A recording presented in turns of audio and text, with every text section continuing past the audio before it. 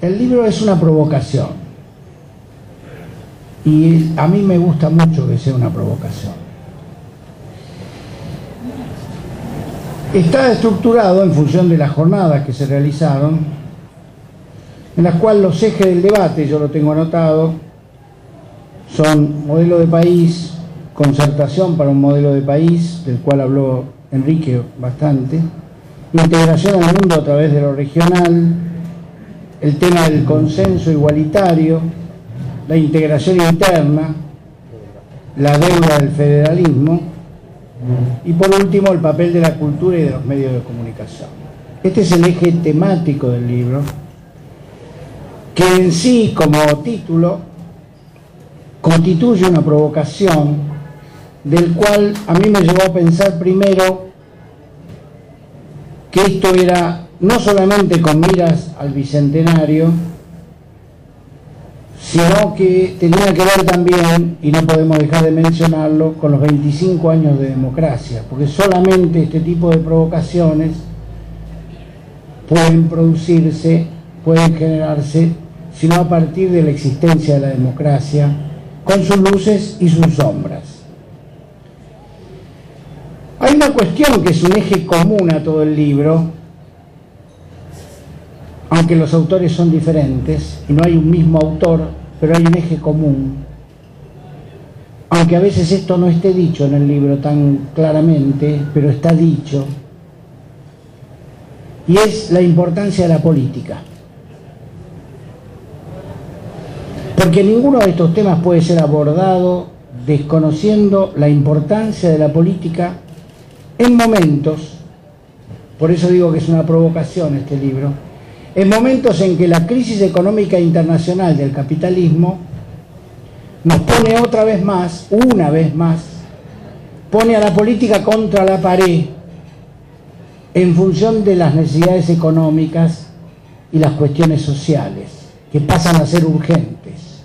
Pero la política ahora cuesta más encontrarla que antes de la crisis, pero la encontramos ¿dónde? Porque la crisis la desplaza hacia la razón de última instancia. La política es la última instancia. O sea, que queda más evidente en momentos en que colapsa el capitalismo financiero, en que la política es la única que puede, a pesar de que está contra la pared y que la tienen agarrada al cuello, es la única que puede dar el grito en estas circunstancias. A mí me parece que este trabajo es una provocación porque, como digo yo siempre, utilizando una frase de Tango, digo, y lo escribí hace ya años, en un artículo, está en un texto mío también, como dice el Tango, la Argentina anda sin pensamiento. Por eso digo que es una provocación, que es un llamado, un reclamo, una demanda que hace el texto y los autores al pensamiento.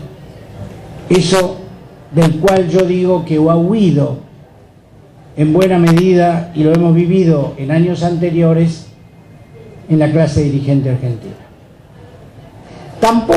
También sería injusto, así como mencioné la democracia, sería injusto no decir que fue el proceso que se inicia en el 2003, el provocador. Y yo creo que este trabajo tiene que ver con eso, con la democracia recuperada, con sus luces y sus sombras, como dije antes, y con este inicio de una etapa nueva, donde se sientan las bases de una nueva esperanza. La esperanza está, para mí, en el discurso del 25 de mayo del 2003. Por supuesto que la esperanza uno no la pone como un sello de goma y queda ahí fijada, como una pintura indeleble. A la esperanza hay que sostenerla de la desesperanza. A la esperanza, justamente decía Portantiero, La política es la lucha contra el desencanto. Entonces la esperanza hay que sostenerla para evitar el desencanto que se la lleve puesta. El desencanto siempre está a la vuelta de la esquina. Y me parece que esto también es una provocación, porque habla este texto de aquellas cosas que nos faltan, de aquellas cosas que no tenemos. El texto sitúa algunas cosas que yo quiero remarcar, que me parecen importantes, sobre todo desde cierta tradición doctrinaria del pensamiento nacional, que es situar la importancia de la política internacional donde debe estar, como previa al pensamiento de la política local y nacional. También sitúa claramente, y en esto es una provocación también, el verdadero sentido del desarrollo, el verdadero significado del desarrollo, que entra en colisión o puede entrar en colisión con ciertas lecturas y ciertos discursos que privilegien la producción, que privilegien la productividad o que privilegien el desarrollo material, pero que no tengan en cuenta o tengan en cuenta en una segunda instancia como derrame, y esta palabra la digo muy a propósito, como derrame, el desarrollo humano. El texto sitúa claramente que no hay desarrollo si no hay desarrollo humano. También se señala en el texto algo que hoy vivimos claramente, que está claro para todos, que es la finalización de la unipolaridad y la crisis de la hegemonía neoliberal, la valorización del Estado y el surgimiento de los bloques regionales. Efectivamente, eso es lo que estamos viendo, que está ocurriendo. Frente a lo cual, este es otro desafío y esta es otra provocación. La crisis del sistema nos provoca.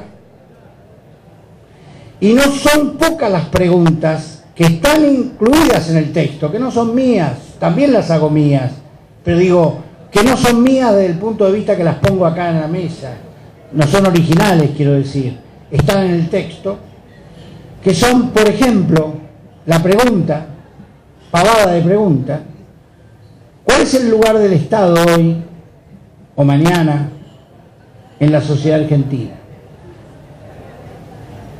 ¿El Estado ha venido a jugar un papel de auxiliar? ¿El Estado es supletorio? ¿El Estado está porque se necesita un guardavidas? ¿O el Estado ha venido para establecer una nueva sociedad en Argentina? Pavada de pregunta que nos plantea la crisis internacional. Si la respuesta es la segunda, como yo preferiría que fuera la segunda, que esta no sea nada más una cuestión supletoria de la actividad privada, para eso necesitamos una reforma del Estado, tema pendiente en la Argentina. Si bien señala el texto, coincido,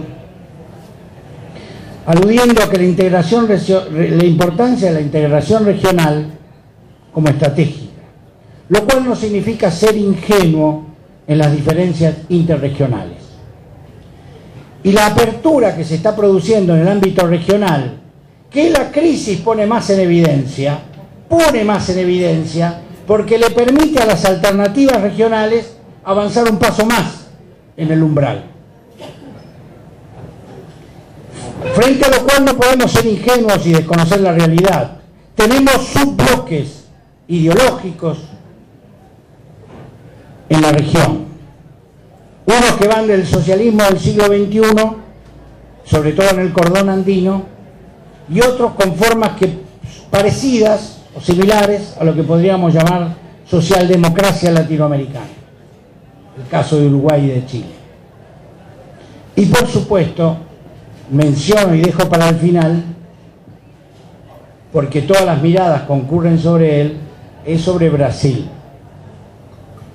donde Brasil no puede prescindir de lo regional, pero tampoco sabemos después de esta crisis o durante esta crisis cuál va a ser exactamente el papel que va a tener Brasil en el futuro.